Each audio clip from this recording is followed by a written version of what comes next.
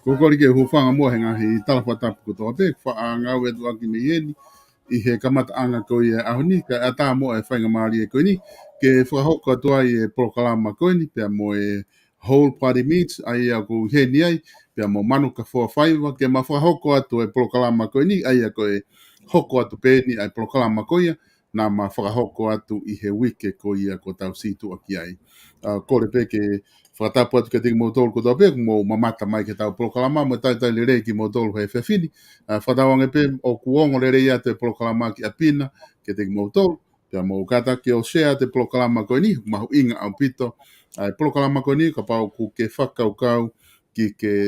he ta whaaki koe ni o pucha o ave koe ia kakano I manu pia me I nusilani ki tonga pe koe ngawe aki ai pucha ai kakano I manu koe ni pia me he whare kakano I manu koe ni ai toko taha business I tonga koe ni I loto o kalani ai aku mai heni I he ahoni ko MANUKAFOA FAIVA. Te whia whoke tai le rei koe e MANUKAFOA ki he ta POLOKALAMA koe e ahoni. Whatanga pia ku le rei pe ngawe pia ko ilo pia ku lahi apito e ngawe pia whe mo I kina. Ka koe tok taime ni ukulawa ke ata ke whahoko e ta POLOKALAMA I he weekend. Pia ku tai le rei koe whewhe hake ngawe ki he ahoni. Ia, o kore pe mua ke hufanga pe he whakatapu tau pe ko ke whai e solo ka ata mua o ke whaha po tala noa hoka tu pe ta po tala noa hanga ko mea kona ko ke mea ki ai e ta po tala noa kona e whai koni he ta lai I he tonaki wike ko osi ka koto hoka tu pe na POLOKALAMA ko ni o ku tai pe maha na e osi ko ta POLOKALAMA ko ya solo pe lahi ka kaina nau tā mai o whakamalo mai I he whakakaukau mo pōtala noa le na ta whai pa mga hi te una ke o mai ke ta pōtala noa whikau aki pa mo mi ti koni hono awi ki tonga pia mo mi ti koni o ku ai ke he mi ti ko he putsa mo miti ko o mai ko o mai ko mi fam ka ko hoko atu ni a wai te whakakaukau ko tui pe e solo ke ke tato ki si o ange ke hanga o ngā ue ko ni na pehe wa kakai o nau si pehe ha mea ko nau mai pe ki wharekoloa ke whakatau ko miti pe api mi wharekoloa kau te e mo whakakaukau kehe ke te whai pe hawhi toko aki na pehe ko hange ko tau o sio gita na pehe ko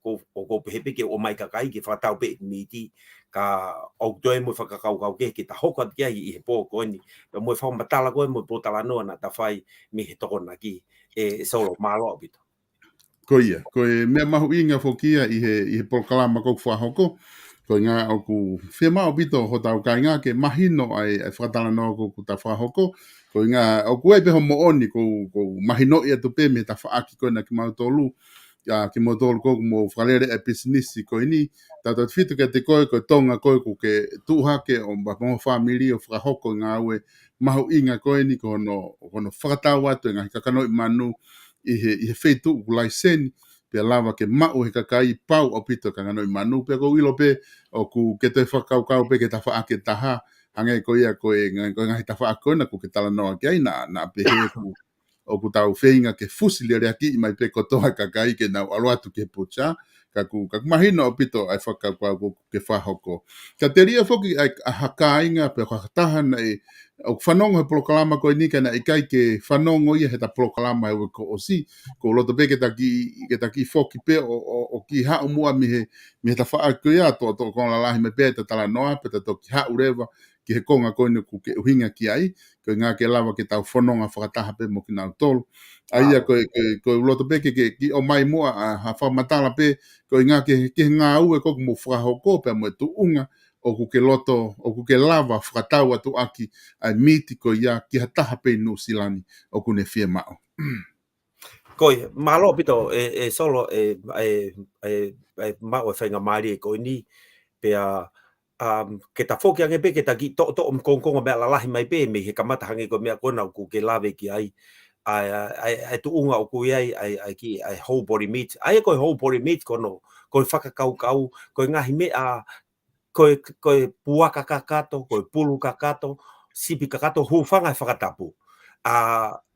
He tausio koe wai ngai putsai ni tausio atu hono display maha no kati e miti. Pea kupe hepe ke alu pe mua he mea kona e anga ki ai whare koe ni. Koe whakatau mea kakato pe. Whika waki am hangi ko tau whia mau ki a birthday, ki ha katoa ngā Māori, hangi ko ha putu. Aia o ku lava me ki whare ko ni ke whai koto atu, a ngahi mea koto a koe, mo hapia whainga whia mau ho tau kakai, mo whainga culture koe, e kau wai mo ngai matakari ke o na wai na ngai whia mau, kehe pe, e usio koe me he whare e solo, ai kehe pe e whia mau i e kau tonga, o mo nau whahinga tuunga wei mo whainga mea o nau whia mau, o kehe kau haa moa, o ku kehe kau tuvalu, o ku kehe kau lalo tonga ai whahinga e mea ka koe mahu inga koe he usio koe ka te au he nofo koe o whanonga mai koe ni he tau e ni ono e ni ai ngā ue mo whare o ku lahiangi hono whia mau ke alu ka kato pe tau mea ko hiko tau whahinga mea whakatonga pea ka pau ia whaamiria e solo o nau whia mau ke whakawhono e nau IC e maa ange koe pa mo whakakaukau ma mo whotutu ngā ue koe o kou whai e maa ange sio koe ki e maa ange hono mai pio whakatau ka kato a ngahi mon manu hufanga whakatapu o toki kati ai o toki api ke nau IC hau mo ilo o ke mea i pe a ngai whaamiri ngai api koe ni nusilani koe ngai whaamiri o kutu o mahau e tokolahi he ko tau whahinga na tūla ia. Ai hako tau anki imbe ko ha ankolo. Tau sio atu koe o totongi ren mo hea. Te nau mai pio te tau whihi pe i he ki whare koe o tau iai. Pea i he tokolahi ko ia. Pa mo whakakaukau o kou whai. O kou pehe rewa. O ngari e maa angi ke o mai pio tau kai ngā o da mai kataki mo pe kwa hapua kakato sipa e laka ngea hono tofi atu o atu o e lahi ngea pe maa ngea ki ho tau kakai me i ngā ue kone o kou whai Koi ha ta wo ato whakatau ki tray le rea to ha whakatau ki tray o mandu e on ya cost ia koe o mea ka koe ko fo ma ho mai pe fe ma fu pusip ka kato la ngai family ni una ma pena to o tala mai o sayang i sip ka kato ke hanga tofi mai o ave ke fa o ke na wai si ai mai no mai ka te au o si to lahi e ka kai o no fo he api koia pa pa pe ko tamai mo fa e pa ka to e ma e fai ga mari e pe ai a ko me ai o ku fai ga e nga we pe a to fo fai go ne fa ka kau ke sio ki tonga ke fai ha ave ai mi ti ki tonga ange ko hoka tala no go na fai go me he wiki ko o si ai ai ko no fai ai ko fa ka kau ko ni ke hoko mea ko na hoko ki tonga puna ko ai mo nga fi pe to mo tsunami i tonga o ku fai ai fa ka kau he ki kau ta ko ni ke hanga o te i pe ha foi poli pini me fare ko o si ai pulu o si ai mo pua o ke ai mo sipi o ai mo sosis ko tu ko ngai foi kiki mau tuku e lava ke hanga te ko tu ko ngai fe mau ia tau fe mau e kiki ko ia pe pau pe solo o ke ai hakakai ia no fe mai na to ave na puha pulu masima a foi pi alai ni ko ne nima ai ko uhinga ko wai ko ulu agi kau ko hanga teu ia foi package a foi polipini o si ai be miti ko na mai bio tala mai he ko totongi ko me pe ave ai ko wa kau ai ko uhinga ko te tato on ai me he tatala no ko he wiki ko o si ko hanga o available o make ke hanga o ave a choice ke kakai ke na mai pina to ka pa go na pulumasi mau fe ave ki tonga o fa o polipini ave lava o ave ai hange ko na fe mau pina to ke hifi hana puaka atata o hange ko ngai sia si ke hango a fitu u fanga fakatabu o na fe mau pe na to le pulu mo sipi lava pe ke hanga o fai ai ngai ai fie ma ko ha fai nga engolo o na tu mai o mai ke te lava pe o te e ngai me ko to hange ko hu fanga fa tapu ko sip kakato te ma pe ke fa o hifi e fa pe na foi poli peta ko sipi atata pa pa ya familia na foi ma ko brisket atata lava pe o fai mo ko to ai te ma ha pulu atata lava ko to pe ha fa inga whakakaukau, o ua ia whakakaukau. Koi. Pea ko hono tolu rewa, ai ni kone uta te tato e hoko atu kia ta noa, koe ulaki koe uai, koe tolu e. Ai aku whai ai kone, e ku whakakaukau ke whaata ke kakai. Ka pau nau whio pe nau tō whakatau maha nau miti, ha me au nau whie mau, mei peke save, ko ha whainga miti, ka ko ku whamahino peke kakai, e miti ko tō ko nau mau i peke save, po ha whainga miti, te ulawa pe au ia o provide atu mei he whare. Kai oua ke nau toe, ti lere holo, ma tu ue kakai tau ngā oi, koe lere me he, o whakatau me he, o mai ki he, koe ha pe miti o nau whie mau, te ulawa pe au ia o provide atu mei whare koloa. Tuku kehe, ka pau nau tau ataina, ko winga whakamatala, te tukange pe ke tau ataina i kakai, na behe, na ko sio, ka whainga tawhaaki, o mai pe ke, o mai pe o whakatau miti pe ave tai totongi, i kai. Aia ko whakakaukau, ta hoko at koe ki ai, ko na wo o whakatau mai, ha whainga miti pe, tuku ka koe me a mahui ngā solo ke toi hanga whakamahino ke kakai, o ku fie mau, ka pau na wo o whakatau mai miti o mai ka te au kia mua nau fo i polipini o wha mai ke u ave o kiai e totongi ki ai ko hi ko totonga o totongi whakawhi unga pe ki whi unga pe mo tau iri pe ko uhinga ia toi whakakaukau ko ke whakaatagi ki to ko mea mahui ngā pe he ku whi mau e tonga ia whi mau e me a kotoa pe ke provide yange ai pepa mo fei tu na whakatau me ai miti. Ka pau ke sila e miti a ko ia ai foi original package ko o te alo o mai ka pau ko te alo whakatau me peke save ha lamb chops. Pau pe ke asia e tika ko e peke save pe mo fei tu na mai mai o mai mo receipt ki te au ke usio ko miti ko yana o si whakapasi me, ko uhi ke alu ki tonga. Nā o wale pe e solo, ko alu hata hai o tuangi koe pe he koe, o ta alu pe kumai ne mi, ko pau, ko toi hanga toi whakamahino, ko pau ke o mai, ke whitu ko o mai me ai, o si whakapasi, health, health and safety. O whi mau ke sivi mahino ko original package, peko na mai hao mono sticker, o mai mono receipt, pa lava rewa ke whakaheka ki tonga e nau fo i pori pini. Aia ko totongi koe, ko tupe ke whi mau ke hanga whakahara. Aia pini ko ia, o tola pe whanoa hono ave. Ke fo i pori pini. Ko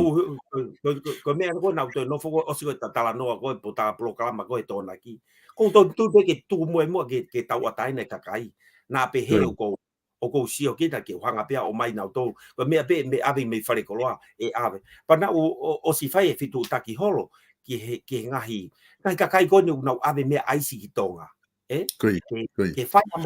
hamau whitoko ni a kia whengau a ki whakata. O ku ke whatonga i solo ko mea o ku laka ai kau sia ina, kau moslemi. O ngā au e whakata. He koe o tange mea koe lelei o ko toki hanga whakatonga ai e ku hanga whakaike mo ai pe mo isi koe kakai kau halal meat ai koni kau muslimi na whi opena tō mai e nau whahinga meat pe ana tō osi o wai hono whahinga whonga hono tamate i o tuku mai koe ki nau putsa ai ui koe halal meat ai whonga koe ia pa kou sio o tala noa mo i kakai koe ni tako e ia o kunau ngau e whakataha ki nau tō tako mea o ku sia hangi ko kau sia ina ne o te ala tu ko fare ko sia ina tako ko sia ina ko ya o sinau finga ak na to uputsa ko me ia uputsa ko ni o kalani ko me ia ko fainga ta ia ko mau fe auhi ko mau kai ka fe auhi apa ko sia ko tu ko langa nga au le le o na fa he na tu fata o ko ni ala tu ko ki una o fe longa ki pe na tolu ya ai mea o ke mau koe ke whakatau koe. So ko mea pia o whai kei e tō tala noa. Koe ngā ke mua koe ke ta hoko atu, ko loto pe ke ate ki wheheu i koe ni, o mai he tō taha koe ni, ko Luciane Sing, o kune hanga o mai e tohi koe ni, pe e lava, te ke lava o whaheka haane miti ki tonga. O koe ke wiloi pe koe tu koe ni, o kui pe ko whe whanua kui ai a Luciane, pe kui New Zealand, pe kui Australia, pe kui Amerika, ai ka koe wheheu i ia pe te ke lava o whakaheka haane miti ki tonga, ai o kutui tene o mai pe ia ai a seniti. Ka ko loto pe ke whamatala mai ta whaaki ko ia, ko hae mea tene whai, o ka pau o ku ke whakahete ke lava whakaheka haane miti, poripini ana ia iho konte nā miti ko ki tonga. Ai o kui Amerika, Luciane. O kui Amerika, Oi ai o si ai e kakai o si ko e polokama na ma polokama mo mapa pe polokalama ko ni mo ko ni he tona ki na ia kakai ko na o si ta mai pe na to mi Amerika o si o ko he ta polokalama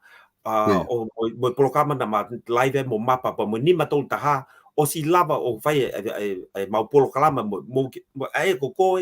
mapa ko ni ma to taha ta goa we ki Amerika una totongi mai pe ai e na foi polipini ai ko foi polipini e fa mahino tu solo ko foi polipini ta o bia e kilo pulu kilo hongo fulu o ge mo sipi kilo hongo fulu ko o ge ai ba mo puaka kilo hongo fulu ko u mea kato ko ni o ku kati be me ho me puaka kakato pulu kakato sipi kakato ai u taki hongo fulu e foi tolu ko ia pe hua dureva mo foi sosi mo mila sosi koni ai no tola e ono noa ai foi sosi koni ono noa ai ko foi kilo e nima e whaka avarisia ki foi pole tau me kilo e tolu nima ki foi pole pa ko hange ko fe hui ko na fai mai e Luciane io o ku malava pe ko mea pe malava ko na hanga MoneyGram o seni mai e panga i MoneyGram ospe ko ia kau fai au ai foi nga we e solo mi fare kolo hange ko fe hui ko na o ku fai e Luciane me Amerika o que ai mo kakai e Australia o os seni mai e nau ave e nau miti ki whakatau e nau foi pori miti ai foi pori ko ni ai no kono tala no ko ia tolungia fitu noa ko kakato ia pulu, puaka, sipi, pa moe sosis. Ai e foko no whao ona ai fo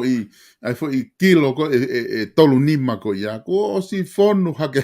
ai pini ia hene tuu ko ia. Ia no whao ko e miti ko ni ko miti lahi e ni o kulawa ke whao ko ni i he kula. Ai e ko anga ia e tolu nge au fitu noa Hiva noa po fitu noa. Tolu ngea fitu noa. Tolu nge au fitu noa. Ai e lava le rei pe ke whai e whai ngā au e ko ia. Ai ko ni tuu rewa ko he tai nimi i he whakau kau ko ia. Ko mea koutou tonu ke whai e ka inga o koe ke nau New Zealand ko nau o mai hanga tonu pe seniti i MoneyGram pe Western Union mai ke te koe pe ko e nau poko hae whaunga ko te nau lava whaka o mai pe te nau e tia o Facebook ko ngā ke lava ke tō taki. Ko ke mea ko ia ko kakai ko ni na nau seni mai me aseriana ke o ku whai ngofua ange pe hono seni MoneyGram mai e solo. Ko ia. He kono ai koe ke transfer koe account ki he account o ku fie mau ai shift number ia. Koe. Pe au gita ke pangeo o mai shift number ke o mai ke me. Ko foi vawe taha pe ai ni kono o ko alu ko o mau mai koe ai whakakau ke nau seni mai pe i MoneyGram. Koe. Pe koe ha o mai mo reference number koe ke u alu o mai aki ai o mai seni ti. Ko ni kasi mai e whihui i he mea o ku fefe si io ka pau wa tahaya o ku lava o mai hane si ke ave askirimi ave ki tonga ko whainga maari e ha whahinga mea pe ai ko ni ko uhinga ko ku tala no atu ai ko ke ai na ta hokat me tona ki ai ko whinga ke uhanga tala maari ai oa ke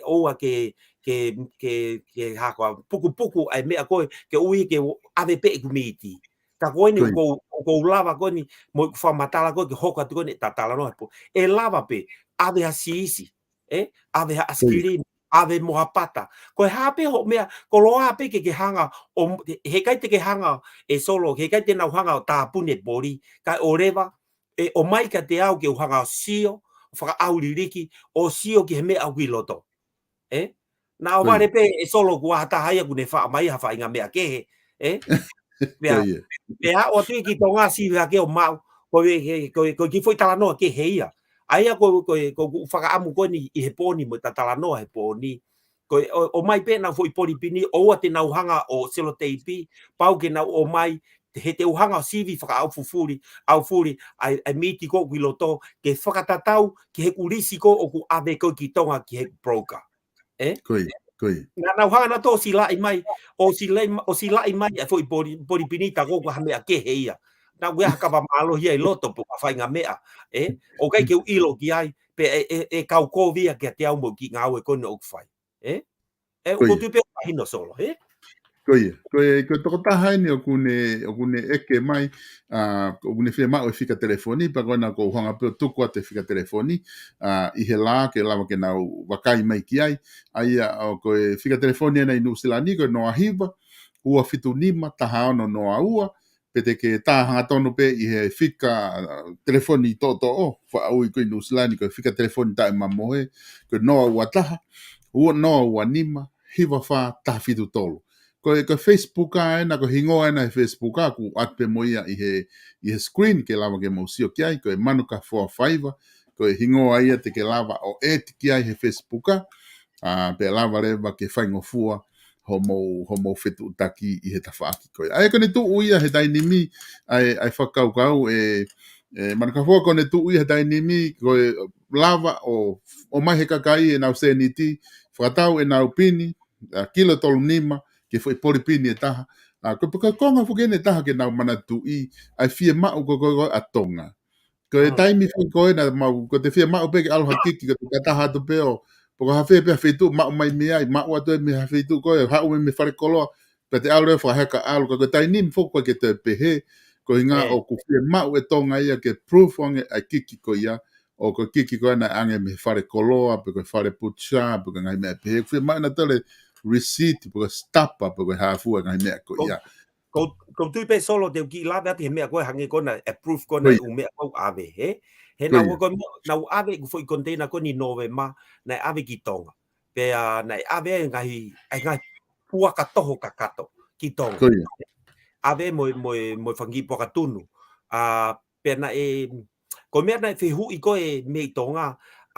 sio foki o ware foki, ko tatala noa pe ke mahino uhinga whakakaukau, pa mo uhinga ko mea ko o ko tala noa ke. Nau ave ki tonga mea pea whakawhihui rewa ko mantui foki na o si hanga o stika kotoa ku, ai foki pori kotoa kakai ko nei ave. Koia. O ai e stika whole body meat, nei ai he fo I loto he mila pau toi ai I tua he fo I pori pini ke whakamahino ko toko taha koe hingoa koe u ave ke pe nai whakawhihu I rewa he kau he customu pe amba mo he customu ai pe ko hamea u o ko ikai ke ange ai ha mea whakapepa me he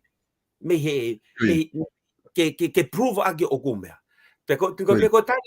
tari ko na o ange ko ki ai, ko tari ko na ange he to taha ko ni ki ai. Mo si hoi fo pe ko fu miti ko na o ku kati whakalelei o ku osi hanga he tamasi o si lai o si ko ia wha au gea pa moe pe moe stika moe me mahino ko miti ko na ko putsa ko inu si la o si sive media ko ke mahino ka na to ke kau tonga ko ni hangi ko kau custom ngau ko custom he na o hovare foki he faka kau solo a me a fo o ko ni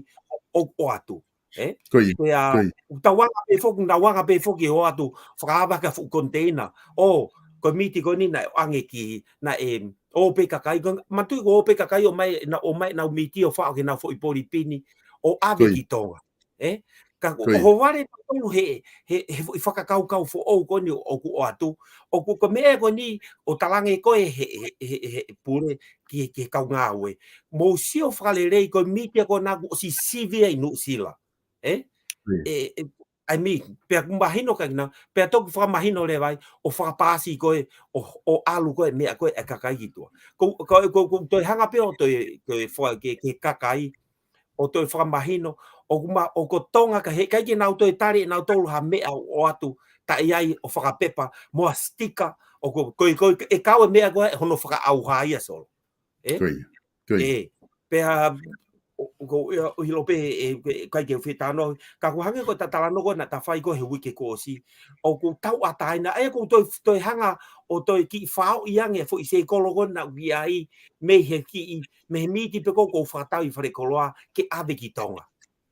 pa ko ko toi hanga o toi fika ata ke fai ngo fuang he kakai ai ke na tatau pe mai na foi polipini o mai pa hanga seni ki tonga tuka me a peo go tokanga ke o na ta pune bori o na o mau ke o mai mo receipt pa te usio ke he me a ko ia o si silai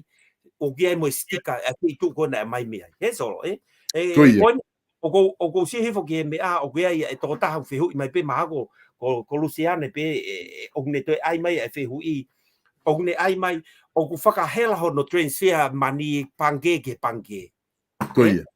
ko fai ngo fua ta haini ki ho tau kakai ko na wope ki MoneyGram to tongi e se ni o fe mau o mai mo reference ka te au alu au piki ape se ni o ko ni ko va be taha pe ia solo va be taha pe ia ko no ta mai I he MoneyGram pe ko fonga talaf paanga ko ia ku Western Union ko va be taha pe ia ko ne tau mai pe mai fika pe lava reva ke whaheka ho pini pe lava ke ka pau ko pini ko ke hanga whao toko taha ko to tong mai Luciane ne pini ate se ni tika ko pe te ke whao pini whangong ma whao Luciane pe ku whao ne pini pe ku ave o ku ke te lava o foki ke Luciane ke sio mai ke ne pini I taime ku whaheka ai ko ia e solo ko hinga ko e feinga ko ke watu mo ku Facebook ke kapau na fi mau ke te ulava pe o ko mau ko ni o ko fi mau ke tau falala aki te na ulava pe o sio mai ko ni ko pori ni mo hingo o ke ave ki ai mo me o ku fa I loto o si ko ia e solo te watu ko o si ko na totongi mai ko e se ni te ulava reva o atu mo receipt ki ai ke na to te hanga o faita e me atu pe he na messenger o atu receipt ta ko kore koe ki nau tolu sol ke toi hanga whamahino ka o ko fie mau ke toi ave ha receipt fotokopi na receipt o ave ki tonga ke taimi ko alua tuai ai e nau miti ke sio toko taha ko i tonga ko miti ko o atu ko mea ia ko atu ko helai pepa ko mea ia ui he foi pori na behe ko ada receipt pa na hanga na to whakawa ke pori o ko ke ia me e ko na ai ko ni tau tala no ki ai ta ko me ki he o ku fa ai ai solo ko me ko ui pe ko pa mahino pe ko tau kakai ai Mone apito ai whakauka he ko ngahi mea ia ku o fia mao foki he ka kai pe tau fia mao be me tau pe he taimi ko ia ku tau whakauka o atu ko pau ku tau tolu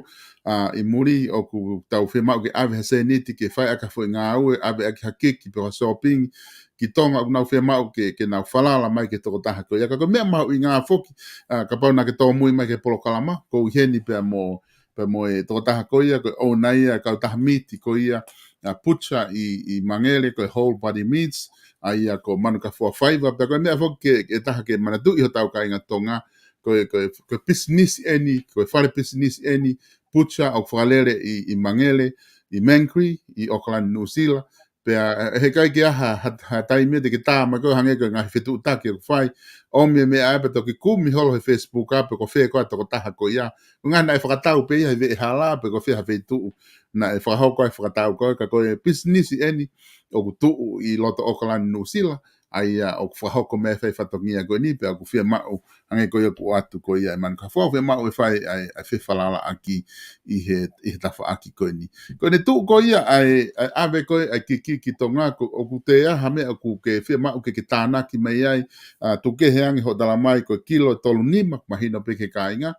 te nau lava totongi mai pa anga e tolu ngea fitu noa pa ke whaheka e koe uta ave, ke te whakata pe ka pau kuna hau bina tō mana kula kiki, pa anga whanoa ke whaheka i ho container kiki IC o ave ki tonga. O te aha mea te ke te loto ke tala no he ta whaaki ko ia i he ave uta ki tonga. Oia, ko e katak pe solo ko ne uku ia e toko taha mi Australia ko Josefina Fonohema.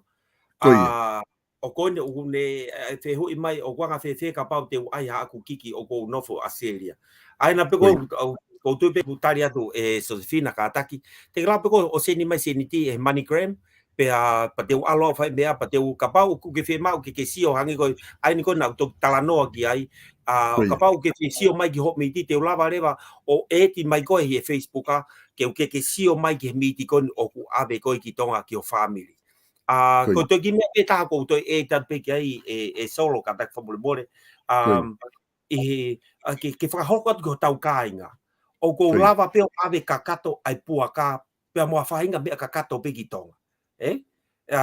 me fare ko puaka toho ko sipi kakato ko pulu kakato ko mantu o kai ko pulu kakato o hinga ko fratata ko pulu kakato o konga e fa fo yalanga mua mo yalanga mu ko pulu kakato ko tala noa ke to mai na be kakai ni ko pulu kakato o te atu pe tamde o ha kakato fu pulu ko hinga ko na hanga o kati o konga fa ko hi ke fai ngofua ke kau tiriva ko ne lori ke ma ape enough na carry a me ko ya pa ko me ko te forma hino ke tau kanga era ha ka to ngai tonga ka pau ki hata hai tonga e solo o nau fie mau hanau te hanau birthday ki ha te lava pe au o whakaheka atu ai miti ko loa pe ki nau o tamai ki New Zealand pa te hanga lava leva o whakaheka atu ke ave ki tonga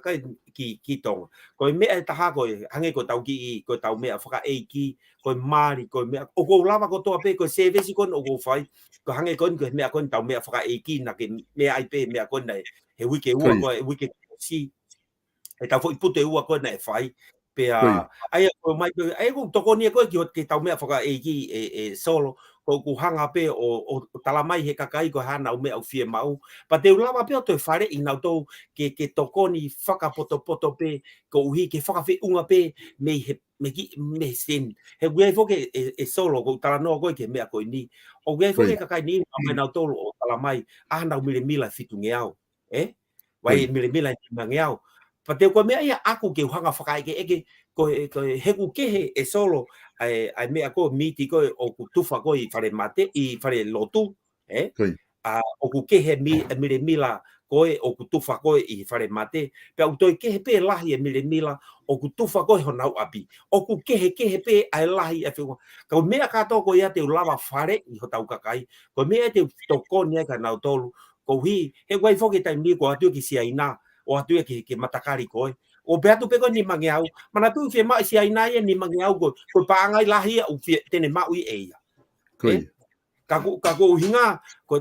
tau fetoko ni aki si kakaitonga mo tol kona mo mea mai he ope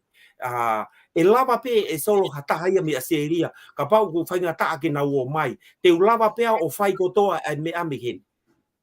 ia ka pau ia na me faka eiki hen te lava pe ia te na lava na tol o fitu taki mai me aseria pe ko Amerika pe ke fea fonua o kai ke na lava mai te lava ko toa fai ko toa foi service ko ni pai he kai ngata pe he ku hanga ko o fale ina tolu o toi o atu mo ku IC mo ku trailer IC o abi ke tu fai na miti o ke toi ha chat ko tokonia a aku me ho body meat e fi mau halori fi mau ha trailer ke tu fai na mi e ku se fo ke ka ni na mai ta mai o sai be tu fa be he na he veni o mai be na veni o tu fa ke you know it's o ki unprofessional foi e me ko ya he ko mana tu e ke reva ko haina ne o mai miti ko e atu ko na miti na mai me ho body meat ai ko fai ko fa kau ke hanga available ke make available e ki lori pa mo ki ice ke si ave ai o tufa na mea ko hi ke o ma ape ha ope me putsa alu ke trailer o ave ka koe wai tai meni na mai na tolo o vai tamai o ave pe ke fu ke na yuti po mea o tufa me ai ko hinga pe e fa kau mo to ki mo to fa ta fa potano ai e solo ke te mahino atu ke kakai ha na mai ka toanga pe solo pe ko fe ha fe tu una uai ke ulawa pe fo kakato me ka to ko ya me fare kolo me ho body meat ai ke te mahino ai whakau ko ni o ko ha pe ha whainga kātoanga ko tonga pe I New Zealand whainga whaitu pe New Zealand ka pau ko ha putu pe ko ha Māori pe ko ha pe ha whainga kātoanga e lava pe nau tōruia ka pau kunau nofo ai kakai ko ni familia ko ni nau loto ke nau whai ai ngahi me to ko ni pe ko ngahi teu ko ngahi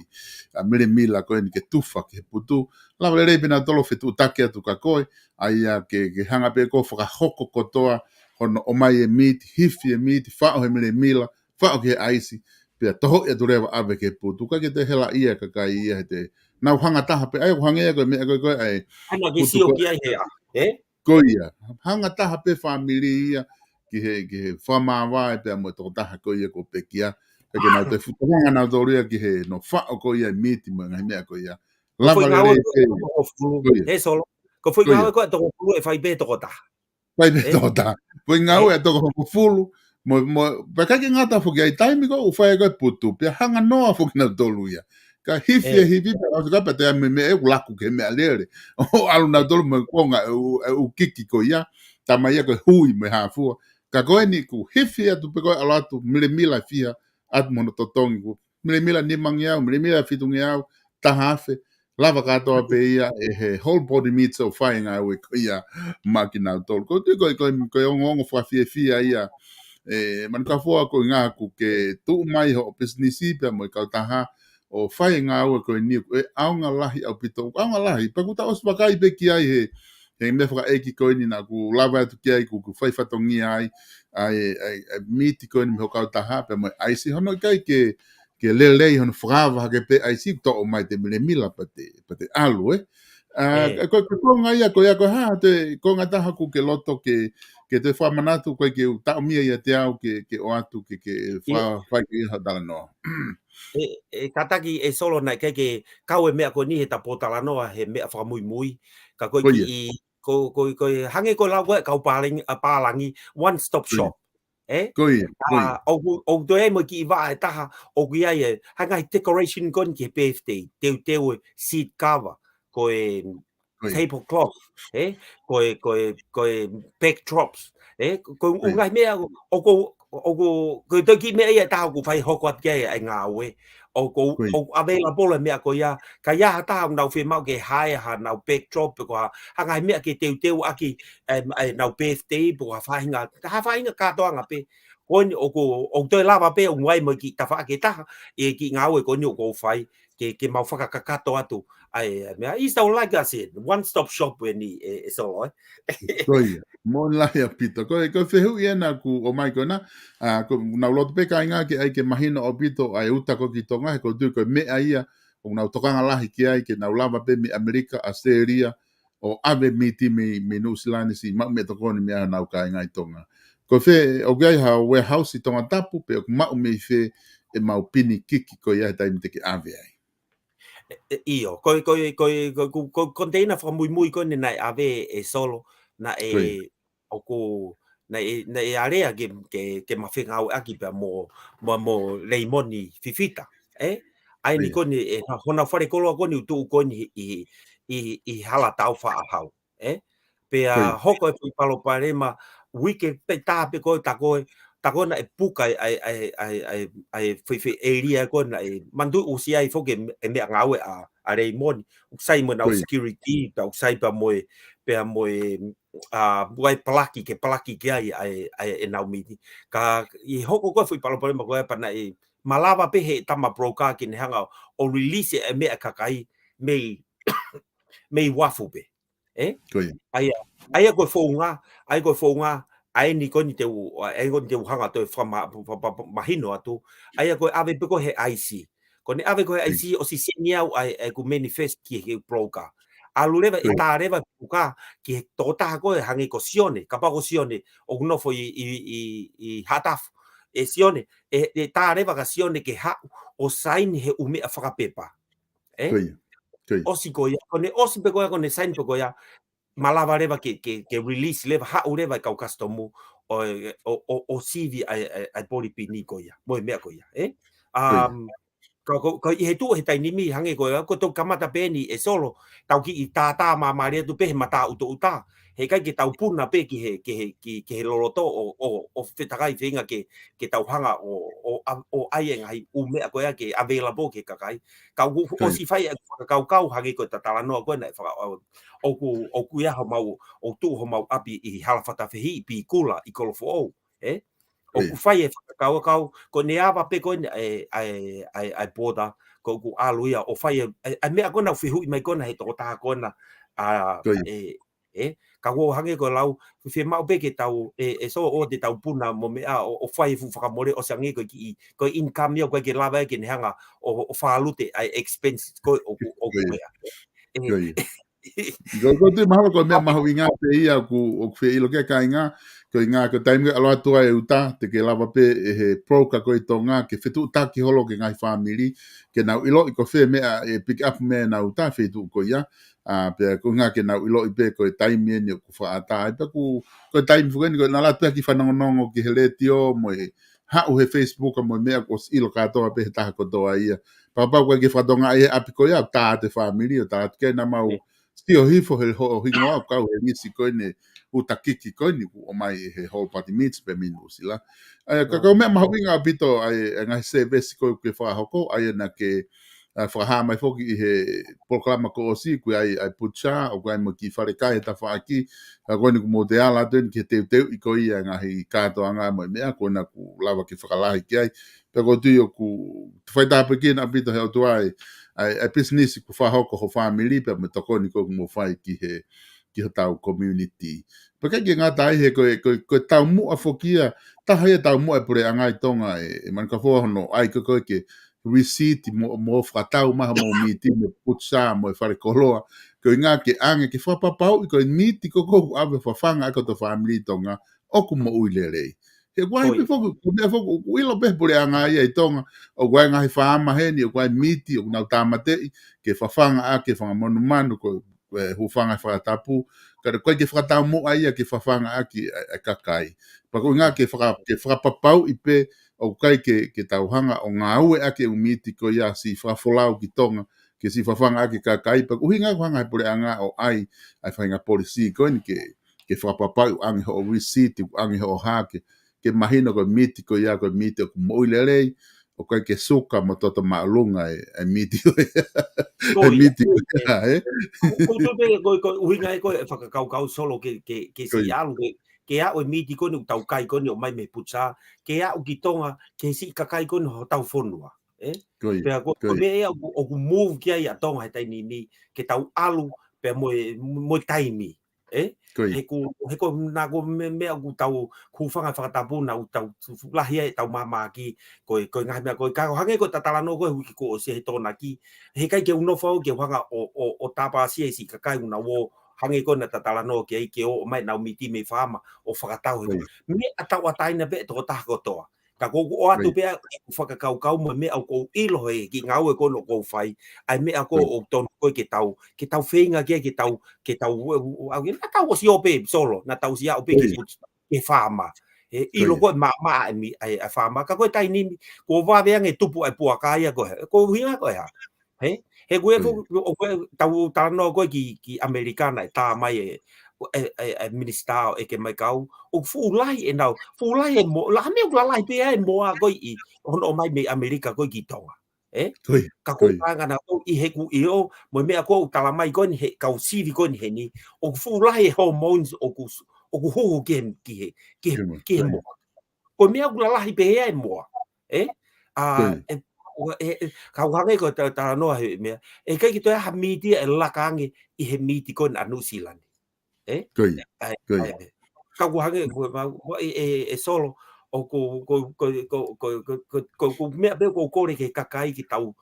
tau ataina e nau whakakau he kai ke no fau ke hanga o tu watu kau ke nau hanga to haki mai ai kakai ko ni o mai gen ke o mai ika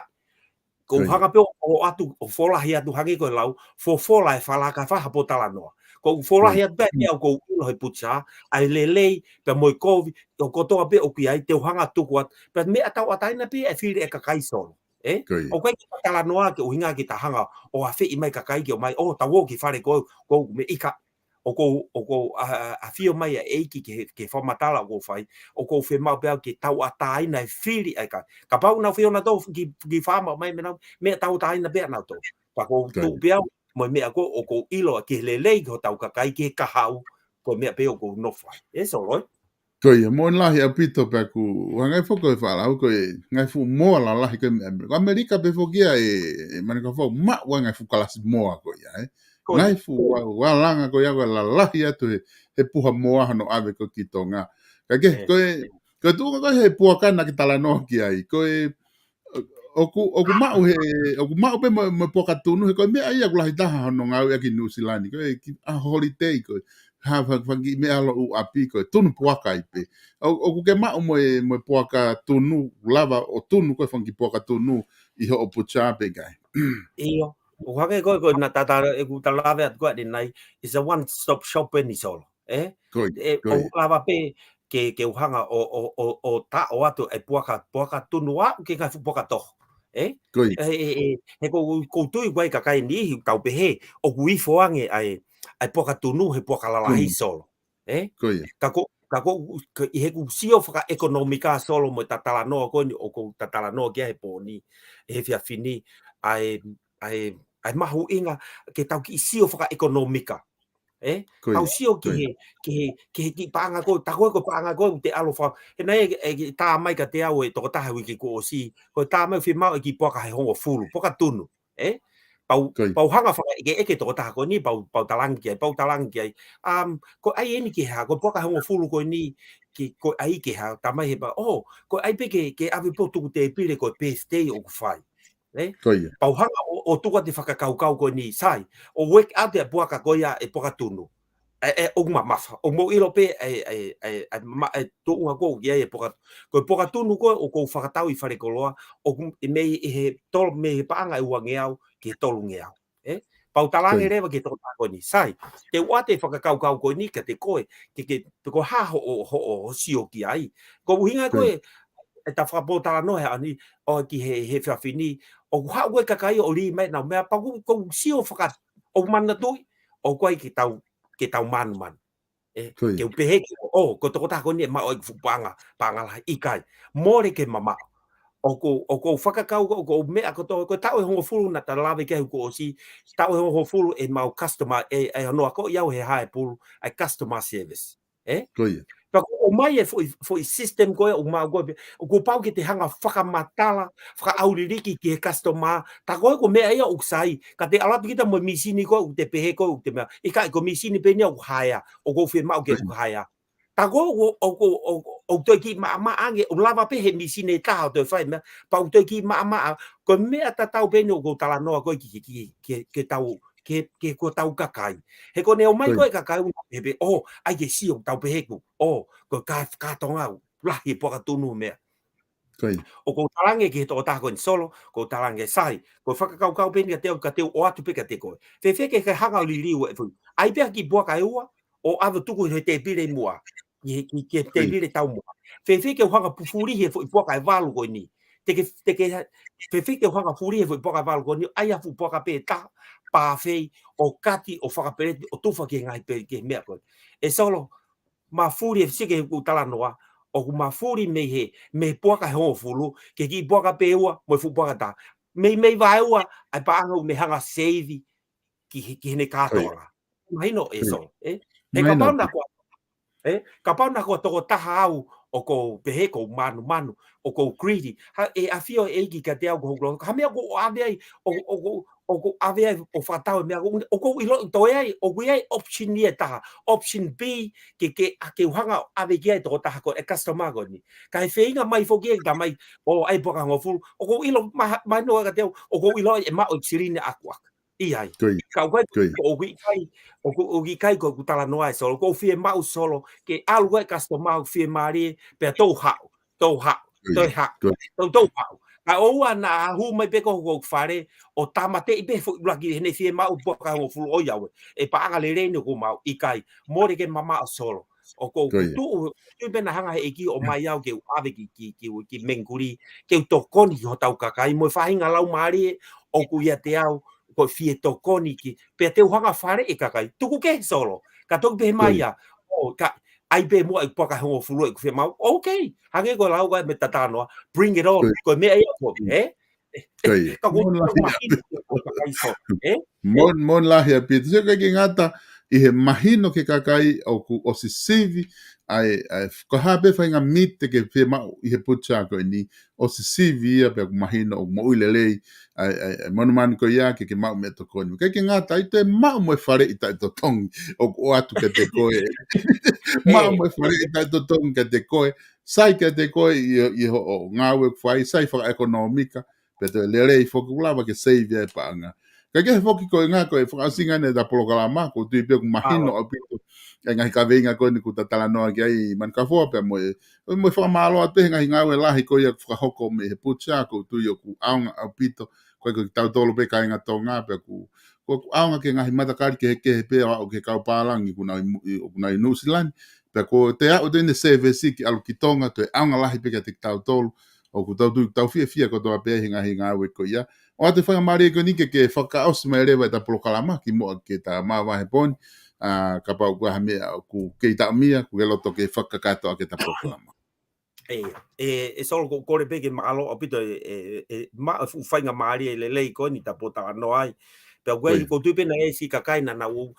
expect ave nau container nau miti ki tonga ki I he atafa. Kan I ko schedule na tun ke ave ai container ko ni atafa ka ko hi ko na ma o ki family ai covid na mau isolate ai ho family ka ke to lava ki to fai fu ngawe ko ni pe tala tu pe ko o ko ki ka ta ha me o tu ni mai leva fe ke ki tolo ki ave I container pa go ai solo ko container ko ni ta pu ni pe a hu anima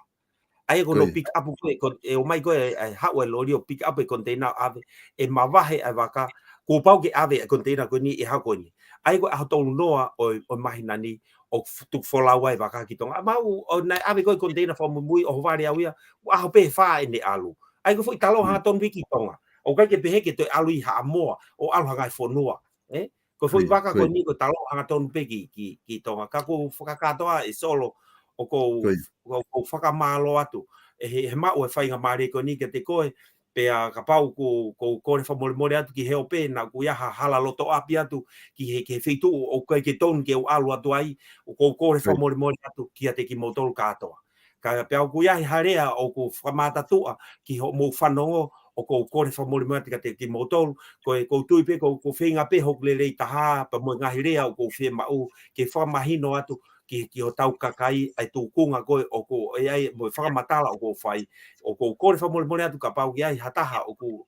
laweha no tohe he whakamatala ko whai ko awhia mai e ko kore whamore atu ka tiki motol katoa kai tuku ange pe mua ko tau whetoko ni aki he kai ke hange na pe he solo wai tai miniu ta wai tau rea tonga pe he o e mate pe tonga he ngau e tonga i ka te uhanga furihi solo ai fu irea ko ia e mate te uhanga whakamoui e tonga, he koena ko uhanga whakamatala atu, o ko toi hanga atu e wharei. Pa koe ki tokanga pe hau, pe hoko te hau, toi whoki me toko tāko ia, pa mo e wharei koena u whai, me a taua taina pe aku. Ko mea pe ko u whai solo, ko uhanga wholahi atu mo mea na u alu, o mau mea mo tau kei na u wau he mei haipu. Ko mau wholahi atu pe, ko wholahi atu pe, ai whakamatala, pa toko whai te rihe toko tāhe ko ia haa ne whiri, ke whai. Pea ko oa ke oa na hoko e ku whamata pea o se ange pa pe whehala ke mo mea ko o ko whai o ko tui e whehala ke rewa ai ngā au me mea ko o ko tui ki ai ko ia pe e solo whamore more atu ke si kai ngā pe ke hou e ki pa mo kai ngā tō pe mo mea mai o pe ka ia hi hare au whamata tua o ko kore whamore more atu te ki mo tolu ke whaitape kinta ki mo tolu he iki ai ngā au ko tō pe mo whai pe ko tui pe o taua taina pe to ngā ki he ne whiri, pa ko hanga pe o tuku ati ati moto, ke whai hau mō whiri, pe ko whai mea o te mō alu ki ai, me atawa taina pe ak mo, ka ko mea pe o ko whai, ko hanga whakamatala atu, ai whai tu mo mea o ko tu me ai, mo oni mo mea o ko ilo ki ai, te o hanga wholahi ati ati moto, ke mō ilo katoa ki ai. Malo a pita solo ai whainga maari. Ko ia, ki mua ke ta mawahe aho ni, ko te whamanato pe, te pe ni huna o whehu i mai, ai maho inga, ko na ko si tuku atu pe, ai tarike te kina o tolu, pa anga tolu ngeo fitu noa, nuu sila, ai polipini e taha, ko ai kilo pulu e hongo fulu, kilo sipi e hongo fulu, pe he ke kilo poaka e hongo fulu, pe mai kilo sosisi e nima, pe foi sosisi e no noa, o kui loto kotoa ai. Pe kai ki ngā tai koe taha heni, o kune eke mai koe hato a sila ko ia, o e whole body meats i mangele. Ke o mai mua koe ki o mau hene tu asila, ai whika ko tu asila. Ke o mai peke ngā ke nā whea mau pena tō ke nā wau atu ki ai. Whakawhoofa solo, ko tu asila koe no ko i ai, ko whika fitu Ashley Avenue. Ko tu pe ke kai ko ki nā o kore pe whamole more atu pe, te uhanga pe o spela atu ke mahino, ko 7 Ashley Avenue, ko ASHLEY